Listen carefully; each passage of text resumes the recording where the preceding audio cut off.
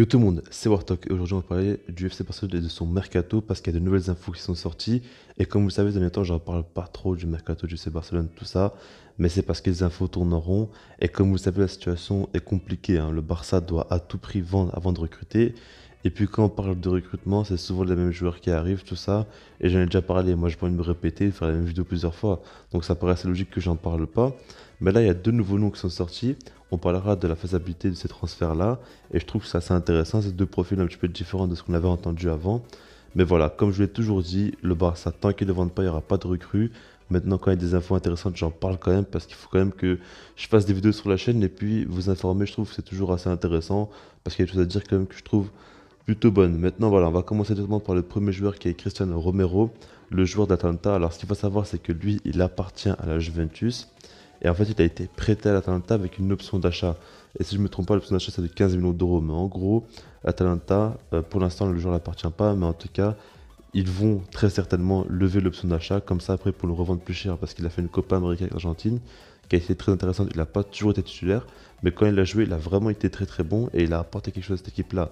Il a même joué la finale. Et franchement, il a plutôt impressionné. Et c'est un défenseur qui est très jeune, qui a un fort potentiel. Il a fait une plutôt bonne saison à Atalanta. Maintenant, il a confirmé à la Copa América. Et donc, du coup, il y a beaucoup de clubs intéressés.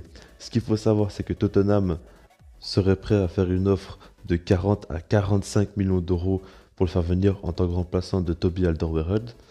Donc, du coup, c'est assez compliqué parce que du côté du Barça, les infos disent qu'ils n'ont encore fait aucune offre et que si jamais le Barça le recrute, ce serait pour un prêt plus option d'achat. Mais ce qu'il faut savoir, c'est que l'Atalanta, eux, ils veulent à tout prix récupérer de l'argent s'ils le vendent et dès maintenant.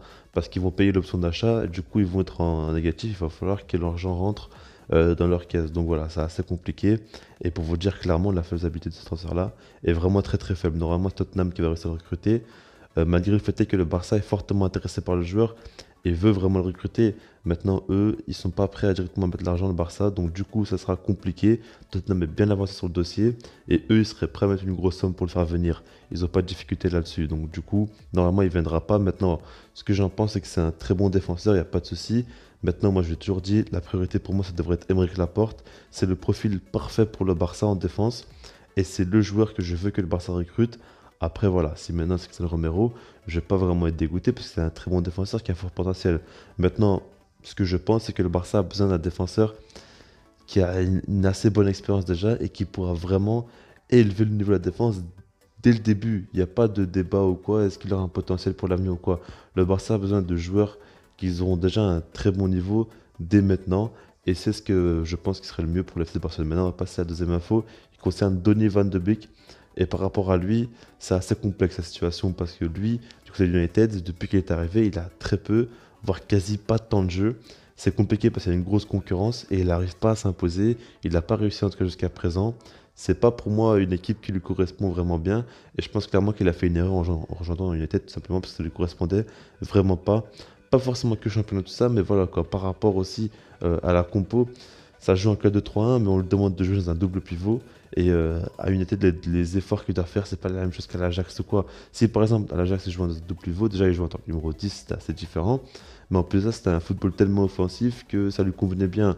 United, c'est pas une équipe qui garde toujours la balle, tout ça, donc c'est beaucoup plus compliqué pour lui. Il y a beaucoup plus d'efforts défensifs à faire. Et c'est même pas que ça, mais en tout cas, la concurrence est tellement forte que du coup, il a du mal à gratter du temps de jeu et à prouver qu'il a sa place dans cette équipe-là. Moi, en tout cas, maintenant, lui, ce qu'il voudrait, c'est un départ parce que c'est la Coupe du Monde qui arrive et il voudrait vraiment jouer parce que de base, c'est un joueur qui joue énormément avec les Pays-Bas. Mais maintenant, depuis qu'il a plus de temps de jeu, le coach aux Pays-Bas ne fait plus trop confiance. Donc c'est compliqué pour lui. Lui, il veut gratter du temps de jeu et il aimerait vraiment rejoindre le Barça. Ce qu'il faut savoir, c'est que le Barça aussi est fortement intéressé par le joueur parce qu'il cherche toujours un milieu de terrain. On a parlé de Renato Sanchez. Maintenant, sur les informations, Ronald Koeman n'est pas forcément intéressé par Renato Sanchez. Donc du coup, voilà, Van de Beek serait plus une bonne chose parce que Van de Beek, en plus, il connaît déjà très bien Ronald Koeman et ils s'entendent plutôt bien. Donc du coup, voilà quoi. Van de Beek, lui, il aimerait rejoindre le Barça parce qu'il va rejoindre un coach qu'il connaît déjà très bien. C'est un style de jeu par rapport à l'équipe qui lui correspond beaucoup plus.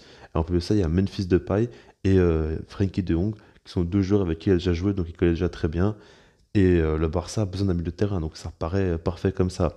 Maintenant, encore une fois, le Barça voudra un prêt plus option d'achat. Dans ce mercato-là, on verra beaucoup soit de prêts options d'achat, soit d'échanges, parce que le Barça ne pourra pas encore dépenser de l'argent comme ça. Il faudra d'abord vendre, mais le Barça a beaucoup de mal à vendre. Donc voilà, c'est une petite parenthèse. Mais par rapport à ça, il faudra voir si United est d'accord ou non. Et après, on verra bien. Mais en tout cas, le joueur intéresse fortement. Et ce que je pense par rapport à ça, c'est que moi, personnellement, le joueur que je veux à tout prix, c'est Renato Sanchez. J'ai déjà fait ma vidéo mercato idéal, tout ça, et j'ai déjà expliqué pourquoi. Mais pour moi, le profil est plus intéressant que Van de Beek. Maintenant, Van de Beek, ça peut être intéressant. Si jamais le Barça voudrait le relancer, en plus de ça, on sait très bien qu'il pourra directement apporter un plus. Le coach le connaît déjà et sait déjà comment l'utiliser pour le bien de l'équipe. Donc ça pourrait être intéressant. Il pourra directement apporter une plus-value. Maintenant, on verra bien ce que ça donnera. Et aussi, ce qui est intéressant, ce qu'il faut dire, c'est que c'est un milieu très complet. C'est-à-dire qu'il peut jouer en 6, en 8, en 10. Il peut vraiment apporter beaucoup. Il peut, même si la récupération pour moi, c'est pas là où il est le plus fort. Là où il est le plus fort pour moi, c'est la projection. Il peut quand même quelquefois jouer en 6 pour dépanner ou quoi. Et c'est intéressant d'avoir un milieu de terrain comme ça qui est très complet et qui peut apporter dans plusieurs secteurs du jeu. Donc voilà, pour moi, ce serait pas une mauvaise recrue. Bien là, ce serait vraiment une très bonne recrue. Maintenant, ce serait pas pour moi la meilleure affaire à faire durant le mercato. J'espère que vous avez compris. Moi, en tout cas, dans le commentaire, vous travaillez par rapport à toutes les infos. Et puis sinon, moi, je vous dis peace.